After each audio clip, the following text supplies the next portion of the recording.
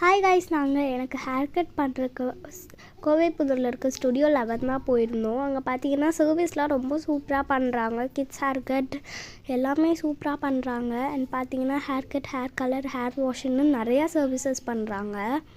இங்கே பார்த்தீங்கன்னா ஆஃபரும் போயிட்டு இருந்தது.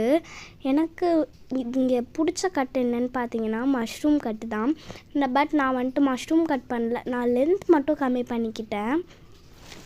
எனக்கு பார்த்தீங்கன்னா ஹேர் கட், ஹேர் வாஷோட சேர்த்தியே 350 தான் சார்ஜ் பண்ணாங்க.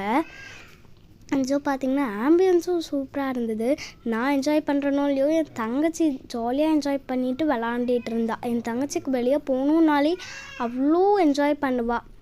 ஹேர் வாஷ் பண்ண ஸ்டார்ட் பண்ணிட்டாங்க. லாஸ்ட் வீக்கெண்ட் தான் நாங்கள் போயிருந்தோம். ஆஃபர்ஸுமே நிறையா போயிட்டு இருந்தது. எனக்கு பார்த்தீங்கன்னா எனக்கு அந்த ஹேர் வாஷ் பண்ணும்போது தான் எனக்கு தூக்கமாக சொக்குச்சு. ஏன்னா அவ்வளோ சூப்பராக மசாஜெல்லாம் பண்ணாங்க.